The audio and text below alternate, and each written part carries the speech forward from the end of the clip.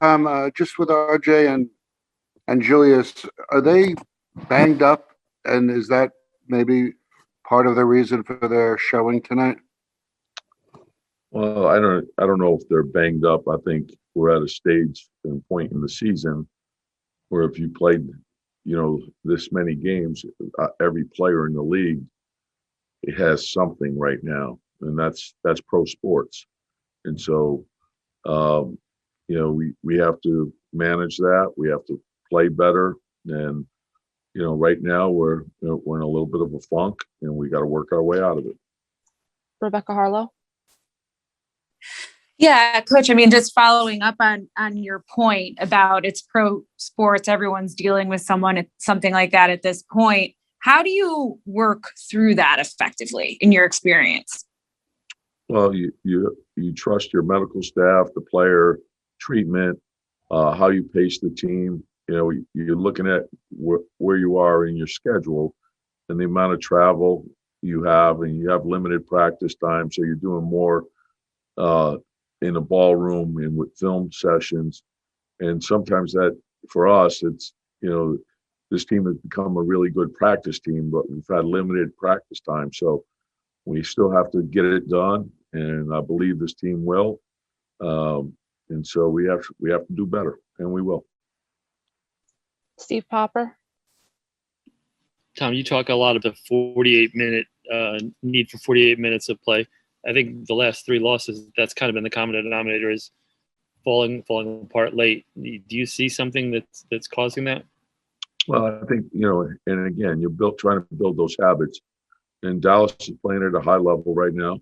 And so you have to give them credit. They're a lot to deal with. They spread you out. They have guys that can make plays and put pressure on you, and they shoot the three extremely well. And so they are a team that you have to defend, the entire clock, and you got to get in and get out, challenge shots. But then offensively, the same thing. We have to play with energy, and we got to share the ball. And sometimes if you're not shooting well, the one thing I love about our team is they're committed to playing for each other and to work as a team and sacrifice as a team. And sometimes when you're not making shots, you want to do better to try to help get the team out of the hole. And that's not how you do it. We have to make sure that we're doing it collectively. And that's been the strength of the club all year. And I believe we'll get back to that. Ian Begley.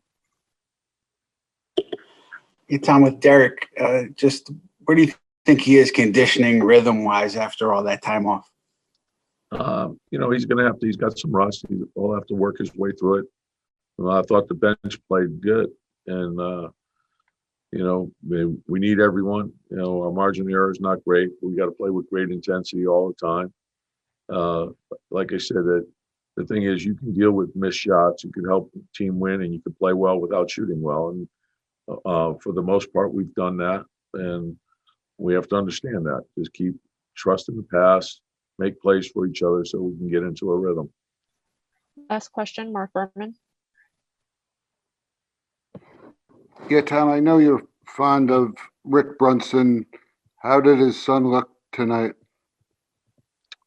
I am fond of Rick Brunson, and his son looked like a terrific player. He's having a heck of a year. I'm happy for him. I watched him grow up. I remember him from the time that he was coming to the Garden to watch Allen Houston and Sprewell play.